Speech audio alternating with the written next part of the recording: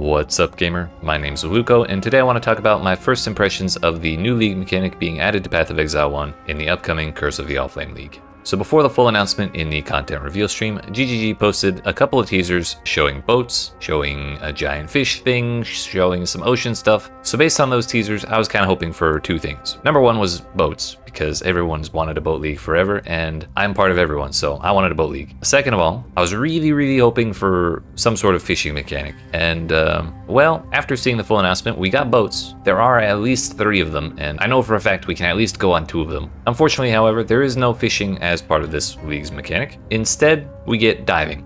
Sort of. One of the boats we can go on is a submarine, and while we're mapping we can find charts to different places in the ocean. We take those charts to the boat that carries the submarine, give Valerie, the captain, the charts. She brings us to the spot. We go in the submarine, we go underwater, and we get the loot. It's not exactly what I was hoping for, but I'm not exactly upset about it either. Because honestly, the ghost pirate steampunk aesthetic of the whole thing looks really cool to me, number one. And number two, many of the gameplay elements look a little similar to some other things we've seen before, but from the little bits we were able to see during the announcement, it seems like this mechanic may have taken those elements and made them a little better. We'll have to wait until the league comes out and we can try it for ourselves to form a real opinion on it, but so far from what we've seen, I'm pretty optimistic. In the previews they showed all of the loot that dropped in the diving areas was tagged similar to the way that all of the loot in Heist is tagged, so it looks like we're going to have a similar restriction to Heist, where if we die while we're in the diving area and we don't manage to actually get back to the surface with the loot, we may lose what we got from that instance. But on the plus side, if the gameplay does feel similar to Heist, then at the very least there's no doors to worry about, and we don't have to worry about micromanaging the rogues themselves. So those 2 points right there are already an improvement, and they showed in the larger diving encounters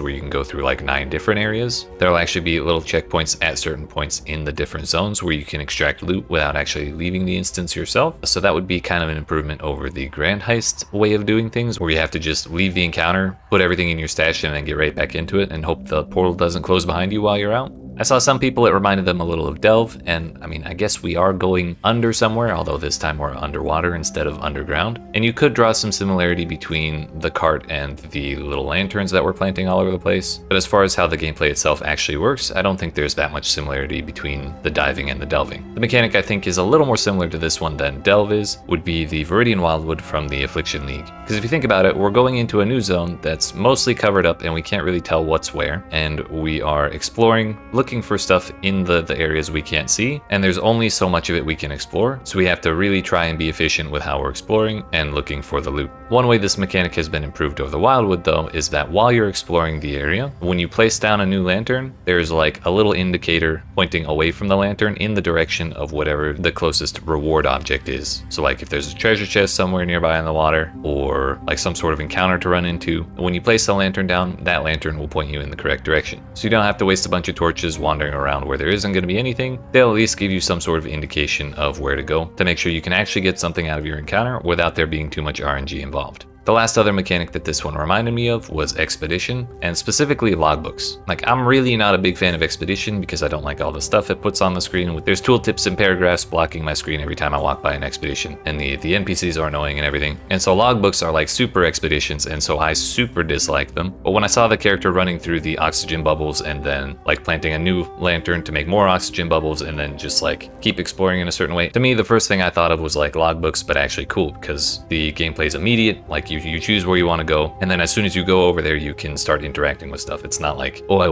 where can I put my little explosive, and then I place 30 of these things and I have to run all the way back and then start the chain, and then once I do all that then I can go loot. And it looks like it's going to feel more active than that kind of activity. But if we really wanted to reach for it, we could say the other similarity between this mechanic and Expedition, and to the same extent to Heist, is the fact that we can put modifiers on these diving areas. Which, if you think of the similarities to the Wildwood and consider it as Wildwood plus modifiers, then to me it actually starts to sound like it could be pretty good.